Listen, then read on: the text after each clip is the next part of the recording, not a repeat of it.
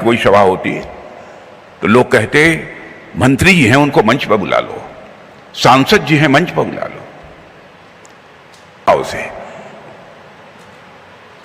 सभी के साथ मिलजुल कर वह नीचे बैठे हुए। इस स्थान का करिश्मा है कि इस प्रकार के भाव चाहे कोई कितनी भी ऊंची कुर्सी पर क्यों न बैठा हुआ हो उसके अंदर पैदा होते हैं।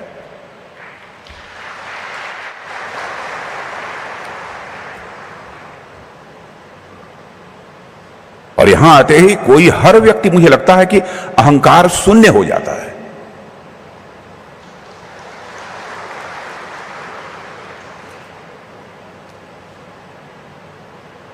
और आप सभी जानते हैं कि अहंकार के हां पर लगा हुआ यह पॉइंट कितना डेंजरस होता है।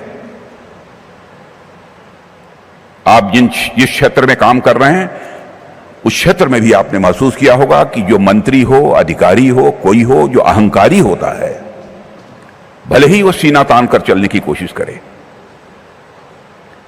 लेकिन लोगों की नजरों में उसका सम्मान नहीं होता है।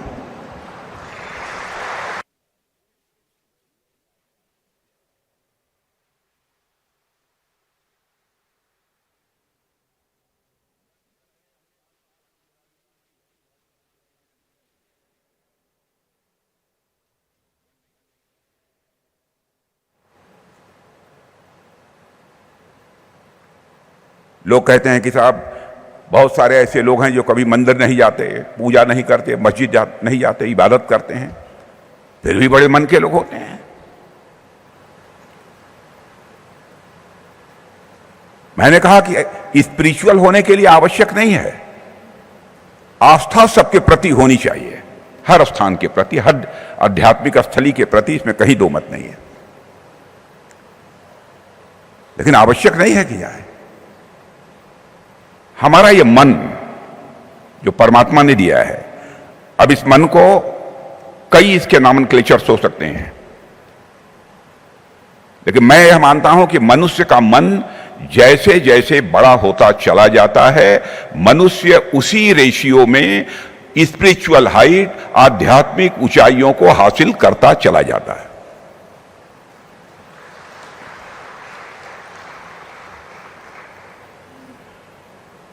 मैं कभी कभी इसको मैथमेटिकल इक्वेशन में मैं कहता हूं, क्योंकि यहां सारे पढ़े लिखे लोग, फोर्स के लोग हैं, कम से कम हाई स्कूल तक मैथमेटिक्स सबने पढ़ी होगी।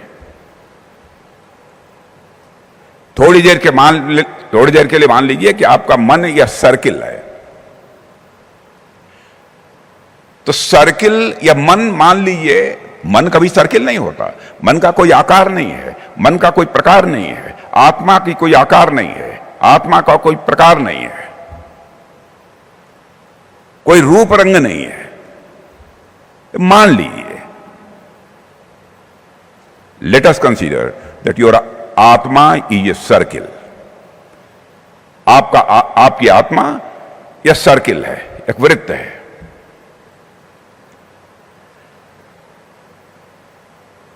तो सर्किल का सर्कमफरेंस जैसे जैसे बढ़ाते जाएंगे, माने मन की सर्किल का सर्कमफरेंस, यानी उसकी जो परिधि होती है, सर्किल की जो परिधि होती है चारों तरफ की, जैसे जैसे बढ़ाते जाएंगे उसी रेशियो में, उसी अनुपात में आपको सुख, आनंद की अनुभूति होती चली जाएगी।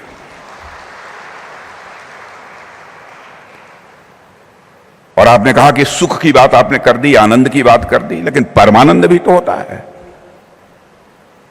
परमानंद की बात मैंने इसलिए उसको छोड़ दिया। परमानंद की कोई सीमा नहीं होती है। परमानंद जिसको प्राप्त हो गया उसको तो परमात्मा की प्राप्ति हो गई। पूरी सृष्टि का संचालन करने वाली जो सत्ता है उसकी प्राप्ति हो गई।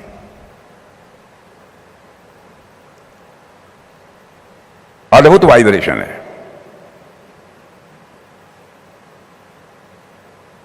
मैं तो कहता हूं कि सज्जन लोगों की बात तो छोड़िए, शायद इस स्थान पर कोई बहुत शातिर भी आ जाए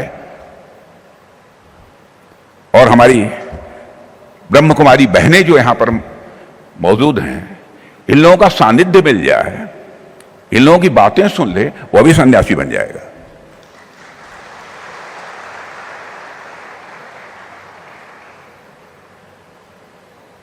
लेकिन इस कार्यक्रम में आप लोगों ने मुझे आमंत्रित किया, मुझे प्रसन्नता हुई है और मुझे बताया गया कि पिछले 4 दिनों से यह कार्यक्रम चल रहा है और इसका आज समापन हो रहा है। लेकिन मैं जानता हूं कि इस कार्यक्रम का कभी समापन होने वाला नहीं है। यह एक अनवरत प्रक्रिया है, चलती रहेगी।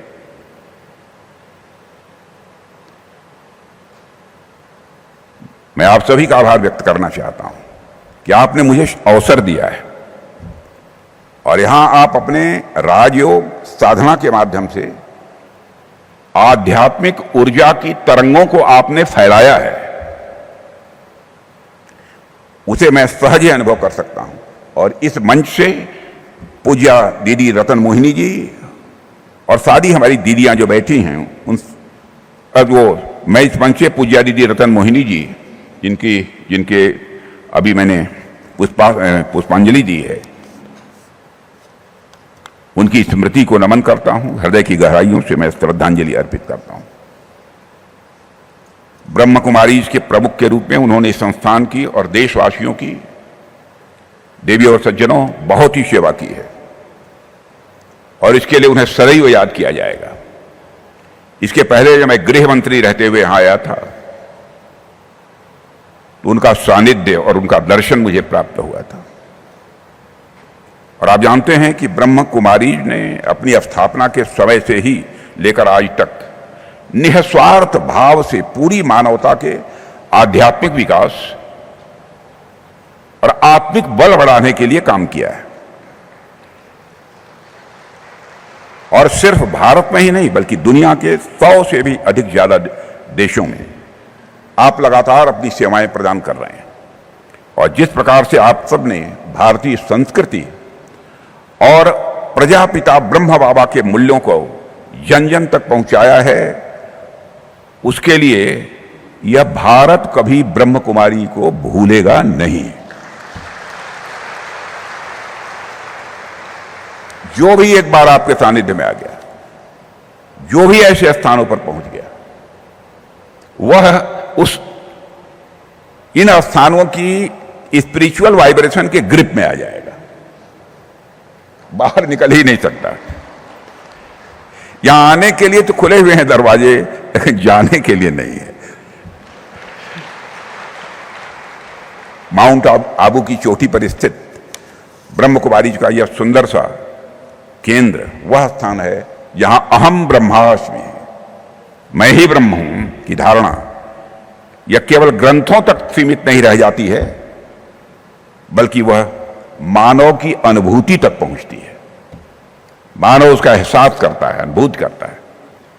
देवी और सज्जनों, आपने हमारी आर्म फोर्सेज और सिक्योरिटी पर्सनल्स, क्योंकि मैं गृह मंत्री भी रह चुका हूं और रक्षा मंत्री भी हूं इस समय। अब हमसे पूछिए तो गृह मंत्री रक्षा मंत्री कहते हुए मुझे बहुत संकोच हो रहा है। आप कहेंगे क्यों संकोच हो रहा है? संकोच इसलिए हो रहा है, हे परमात्मा, इसके कारण मेरे अंदर कहीं अहंकार न पैदा हो। लेकिन दायित्व तो है, एक सिस्टम है, इसलिए मैंने उसकी चर्चा कर दी। हमारे जो सिक्योरिटी पर्सनल्स हैं उनके साथ भी मिलजुल कर काम करने का मुझे अवसर प्राप्त हुआ है। और आज हमारे जो आर्मी पर्सनल्स हैं, आर्मी है, एयरफोर्स है, नेवी है, उनके ऑफिसर्स और पर्सनल्स के साथ भी मिलजुल कर काम करने का अवसर प्राप्त हुआ है। इसलिए उनकी इनर वेलबींग और माइंडफुलनेस के लिए जो आपने ये सेशन आयोजित किया है, उसके लिए मैं आपका अभिनंदन करता हूं, आपके प्रति मैं आभार व्यक्त करता हूं। आपने एक ऐसे अभियान का प्रारंभ किया है जो न केवल राष्ट्र की रक्षा नींव को और मजबूत करेगा, बल्कि सारे सूरवीर, यही नहीं पूरे भारत के जो बैठे हैं, उनको आत्मिक शक्ति देगा और पूरे समर्थन से देश की सीमाओं को सुरक्षित वह रखते हैं। और मैं मानता हूं एक प्रकार से उनका यहां आने पर आत्म रूपांतरण होगा।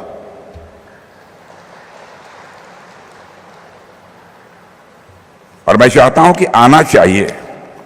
इच्छा यह है, कितना यह हो पाएगा यह परमात्मा जानता है। मैं समझता हूं कि आत्म रूपांतरण बीज है और राष्ट्रीय रूपांतरण उसका फल है। आइए, आत्म रूपांतरण यहां होगा, राष्ट्रीय रूपांतरण होकर रहेगा। ऐसे में आत्म रूपांतरण करने का यह अभियान, मैं मानता हूं, ध्यान, योग, सकारात्मक चिंतन और आत्म संवाद के माध्यम से हमारे वीर जवानों को मानसिक, भावनात्मक और आत्मिक बल देगा। मैं इसके लिए शीश झुकाकर आप सबका अभिनंदन करता हूं।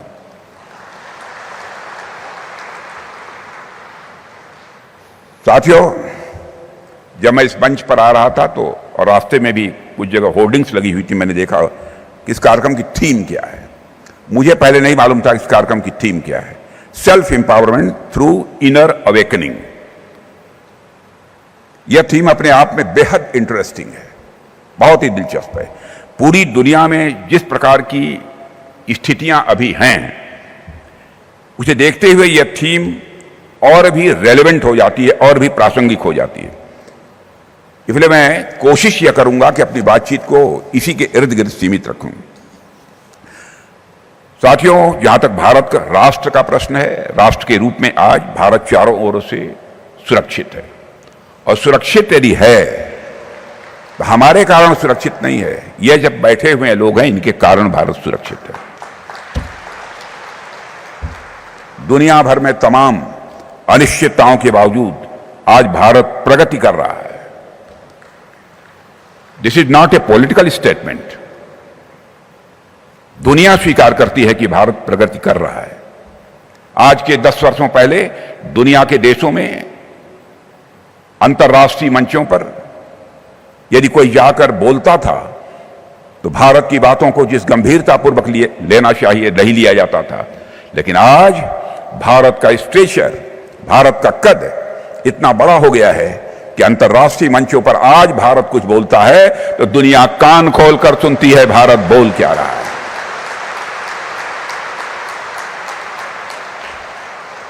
लोग कहते थे गरीबों का देश है, भिखारियों का देश है। करिश्मा हुआ है। जो भारत 2014 के पहले 11वें स्थान पर था, वो जंप लेकर इकोनॉमी की साइज, धन दौलत के मामले में दुनिया के देशों में 5वें स्थान पर पहुंच गया। मैं नहीं कह रहा हूं, international firms, financial firms, highly reputed financial firms इस समय दावा कर रही हैं कि अब भारत को कोई रोक नहीं सकता है। 2 वर्ष के बाद इकोनॉमी की साइज को लेकर, अर्थव्यवस्था के आकार के मामले में भारत दुनिया के टॉप 3 कंट्रीज में आकर खड़ा हो जाए। और मुझे लगता है कि शायद यह परमात्मा का आशीर्वाद हम सबको प्राप्त है, आप जैसे विदुषियों का आशीर्वाद प्राप्त है कि भारत अर्थव्यवस्था के आकार के मामले में, इकोनॉमी की साइज के मामले में 2 साल के बाद तो दुनिया के टॉप 3 कंट्रीज में पहुंचेगा। लेकिन मुझे लगता है आजादी के 100 वर्ष पूरा होते होते 2047 तक हमारा भारत कहां जाएगा, मैं कहूंगा तो लोग हो सकता है कभी कुछ चूक रह जाए, लेकिन मैं चाहता हूं कि परमात्मा 2047 तक ही हमको टॉप पर पहुंचा दे भारत।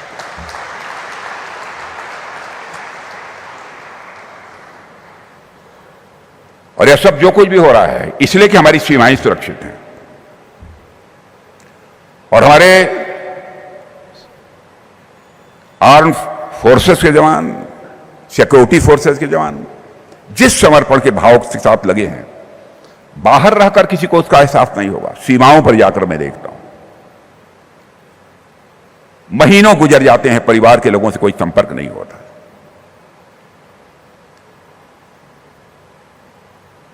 ऐसे सारे जाबाज जितने भी हमारे सैनिक और सुरक्षाकर्मी हैं उनका मैं अभिनंदन करता हूं। क्यों इसलिए अभिनंदन करता हूं कि उन्हीं सभी लोगों की वजह से ही आज भारत के लोग चैन की सांस ले पा रहे हैं। साथियों, अगर आप ऊपरी तौर पर देखें तो सैनिकों को सिर्फ राष्ट्र की सुरक्षा के साथ जोड़कर देखा जाता है। भाई सैनिक हैं तो राष्ट्र की सुरक्षा करेंगे, ऐसा माना जाता है कि राष्ट्र की सुरक्षा के लिए सैनिक को शारीरिक रूप से मजबूत होना चाहिए, हट्टा कट्टा होना चाहिए, चुस्त दुरुस्त होना चाहिए, स्मार्ट होना चाहिए।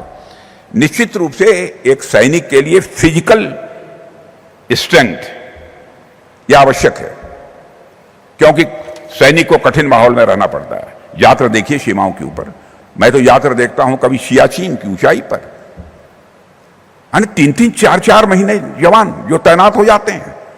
हम लोगों की आधे घंटे में हालत बिगड़ती है, भागो यहां से हेलीकॉप्टर से।